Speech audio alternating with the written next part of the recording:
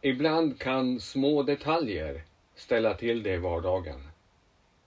Ni vet, man vill att det mesta ska fungera perfekt.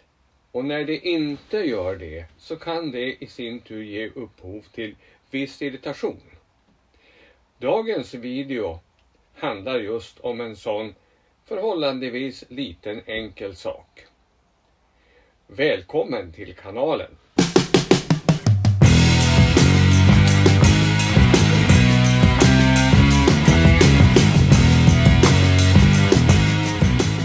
Den här husvagnen är förstås utrustad med ett kylskåp som de allra flesta husvagnar har idag. Åtminstone det som är någorlunda moderna. Och den här får man väl säga är någorlunda modern även om den har varit med ett bra tag. Kylskåpet fungerar väl ganska bra. Det skulle i princip kunna vara ännu lite mer kallt. Men man får säga att det är nöjaktigt. Men det finns en detalj som stör mig alldeles kolossalt. Och det är när man ska slå igång kylskåpet på gasol.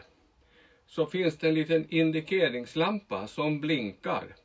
Till dess gasolen har tänt och går med låga.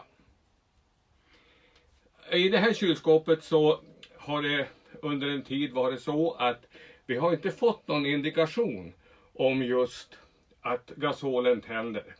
Man får helt enkelt gå ut eller också får man lägga örat intill och lyssna om man hör någonting. Därför det finns också, och det ska sägas, ett tickande ljud som hör ihop med själva tändningen.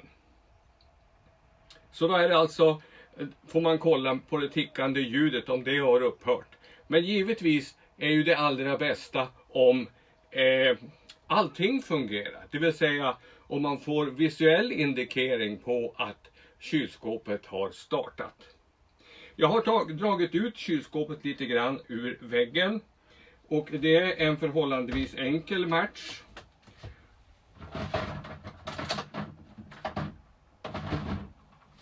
Det är 4 skruvar inuti skåpet.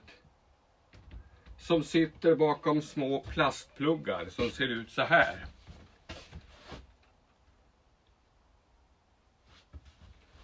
Man lossar på pluggarna med exempelvis en kniv eller något annat verktyg. Och sedan kommer man åt att skruva ut skruvarna som håller kylskåpet i väggen. Så i det här fallet har jag alltså dragit ut kylskåpet en bit för att kunna komma åt problemkällan. Och problemet, det sitter för övrigt 2 stycken skruvar här uppe också. En där och en där. Som man bör lossa för att kunna komma till rätta med det här problemet.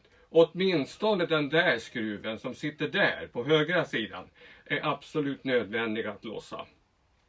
Sen sitter det ett vred här där man höjer och sänker temperaturen på kylskåpet. Och man får lov att använda lite milt våld för att få löst den där historien.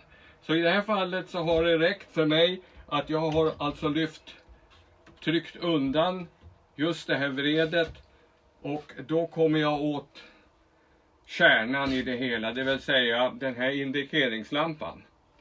Som sitter på en liten plasthistoria. Den ser alltså ut så här som man kan dra mot sig. Och i den sitter alltså en liten lampa som blinkar när inte kylskåpet har startat. Så här ser den ut.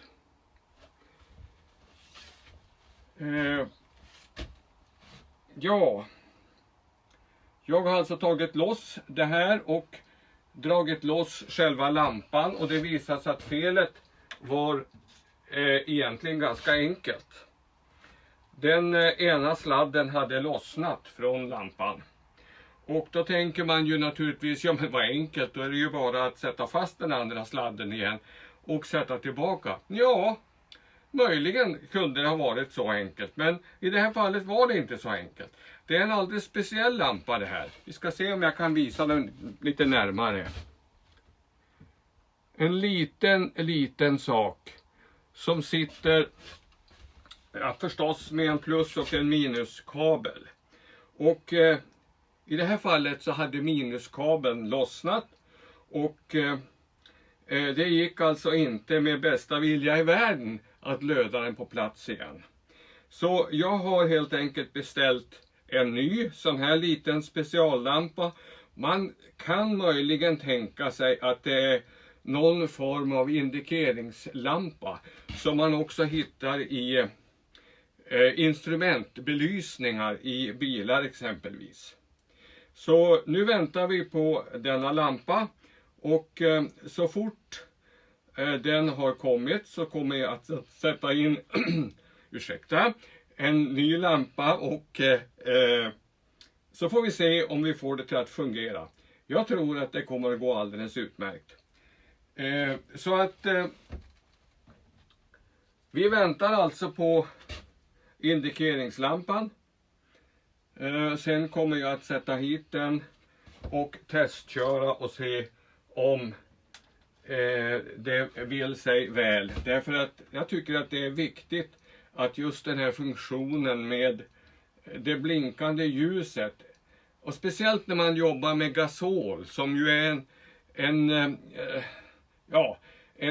en gas som man helst inte ska laborera allt för mycket med. Utan när den väl har tänt så är man glad och tacksam för det. Och då behöver man inte göra så mycket mer än att låta skåpet bli kallt. Så att vi återkommer med när lampan kommer till oss och det blir tid att sätta in den nya lampan. Då fortsätter jag med den här videon.